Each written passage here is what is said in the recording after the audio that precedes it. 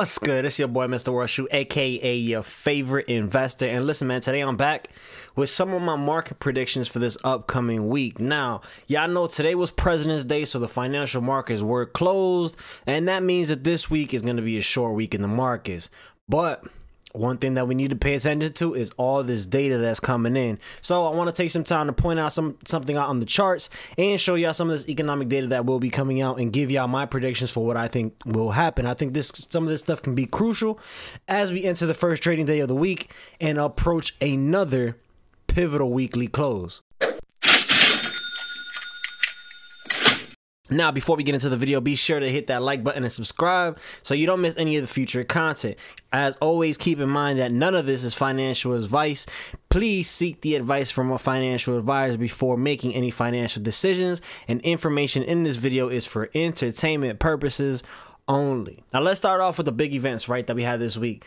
So we are aware and we have them on our radar, right? We don't want to be caught out there with our pants down trying to make a decision and not knowing what's going to go down. So let's take a look at some of these financial events. As y'all can see, on Tuesday, we don't really have anything that is of much interest, at least in my eyes. I don't think that we have any major market movers on Tuesday. But if we fast forward to Wednesday, we know that we have the FOMC minutes that we got on February 1st. Now, I don't think that this is going to move the markets a whole lot. And I don't think, because it's not going to change the narrative. We already know which way the Fed wanted to go, right? So I don't think that FOMC minutes is going to play that much of a factor in terms of which way the markets are going to be going. We already know what they came out and said.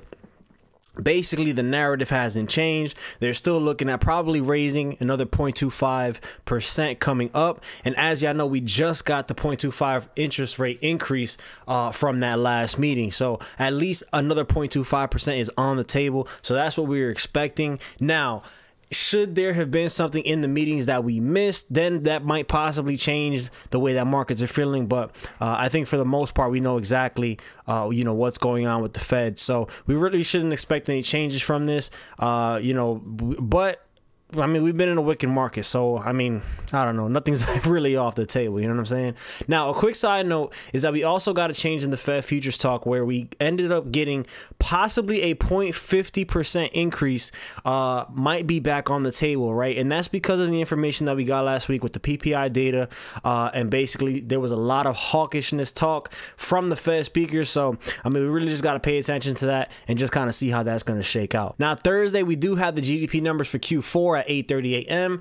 and Fed Speaker Bostic at 10:50 a.m.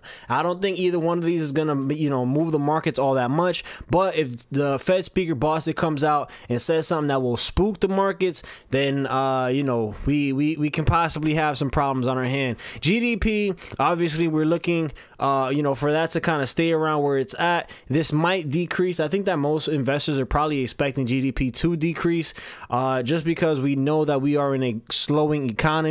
Usually a slowing economy means that GDP will also slow down in growth as well. And then on Friday, we have yet another data dump with consumer spending, personal income, PCE index, core PCE, and new home sales all being released during pre-market. So a lot of data is coming out on Friday. So we better make sure that we out here paying attention, seeing what's going on, seeing which numbers investors are being influenced by, and just trying to see how exactly the Fed is going to take these numbers. So expect Friday. For me, I'm actually going to be closing out of most of my positions in my in my swing trading accounts and day trading accounts, just to make sure that I'm buttoned up for Friday to make any moves should the market be primed to be shorted, or if the market is ready to make a move in the upwards direction. So I really just want to, either if I've got some plays that are on the table, I know that what's going to happen with them, whether it's earnings or if it's something that might be heavily infected by what's going on with the economic environment. I just want to make sure I'm buttoned up in those aspects. So definitely don't get caught out there with your pants down, man.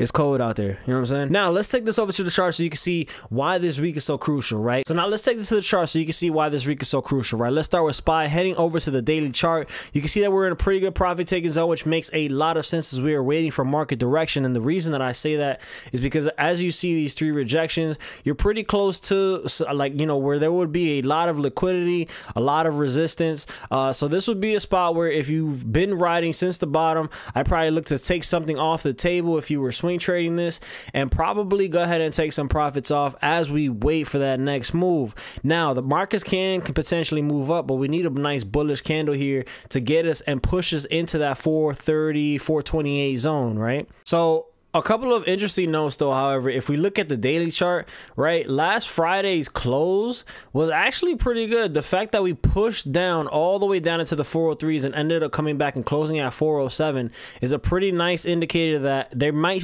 still be some bullishness in the candle as we kind of hit this little spot here, made that wick, might have been a little liquidity grab, we've got to see. And Tuesday's close might be interesting. You see what I'm saying? Like if we end up getting another nice bullish candle, we might end up continuing this uptrend and working towards that 428 zone, basically booking this as a higher low. So a couple of things to pay attention to. I really think that Tuesday will be a pretty big indicator of how we will close this week out. And like I said, if we don't end up getting that bullishness, these 3 rejection wicks, man, is not looking good. Like I'm not very happy with this. We've tried 3 different times to break past.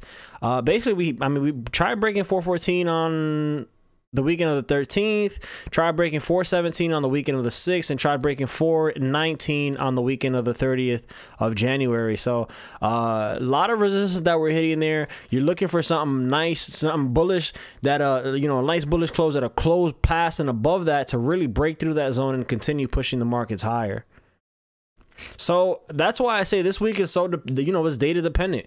We basically just have to wait on that data, seeing what that data does. That data does come out on Friday. So Friday will be huge. If Friday, if the news is positive, then we'll probably continue to, keep on moving and have a great start to this year. But if it does come in negative, like I said, just make sure you guys are in a position to manage your risk and manage your losses. Now, a few of the sectors that I'm actually looking into this week are energy, consumer staples, and healthcare. So I'm gonna just get these charts up on the screens to show you guys. So energy, the reason that I'm looking at it, when you look at the weekly chart, I actually don't like the candle that it just gave us right now, a huge bearish candle. And so I'm basically looking to see if it can come back down and find support somewhere around 82. So I'm looking for a key here that'll kind of dictate to me that this is gonna find support here at around 82 and continue moving the market higher. When we go back and we look at the daily chart, you can kind of see how it broke down. It kind of gave us that little gap right there. So I will be looking for the market to fill that up.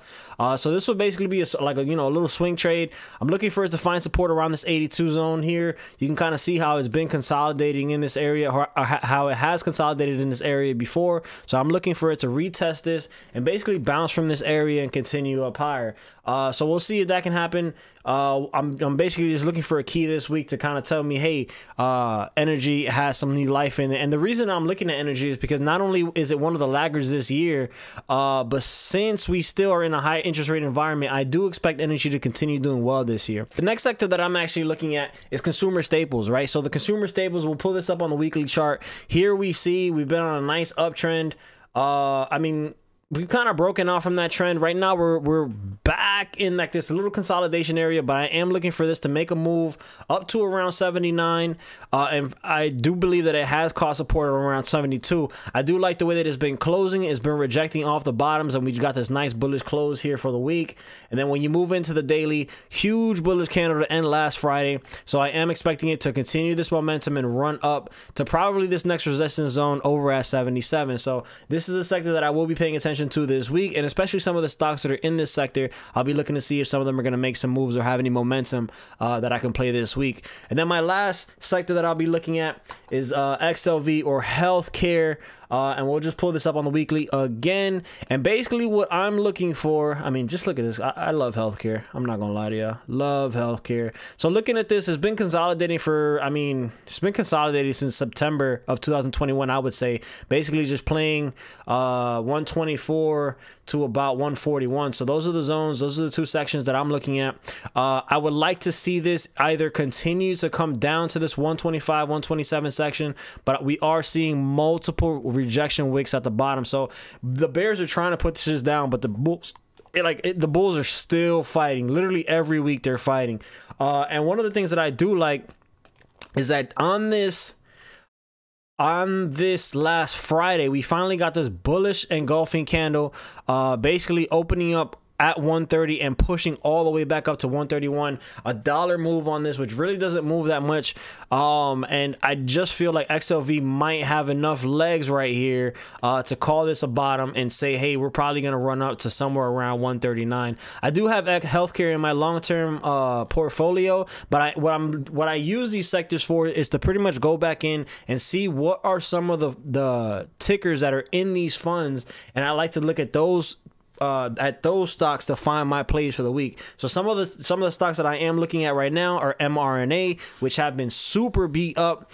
Pfizer, which is also slumped from its highs at $50. I think it's sitting at around like $42 now. So those are some of the plays that I'll be looking at. And then just to, I guess just to pay attention to them, the QQQ will be on my radar this week, just taking a look at it. Like I said, we have hit that resistance. It kind of looks like the SPY chart here. Got this huge rejection wick to the bottom, another rejection here. So I am looking for a bullish close to indicate that we will continue to rise towards 311 and maybe higher. And then we also have semiconductors, which has been killing it this year. And for me, I just feel like this might have hit resistance. I don't really like the way that it's closing here. We do see a couple of rejections, so it might still continue to push up. But like I said, as we look at this, these 3 rejections, we just need some bullish momentum.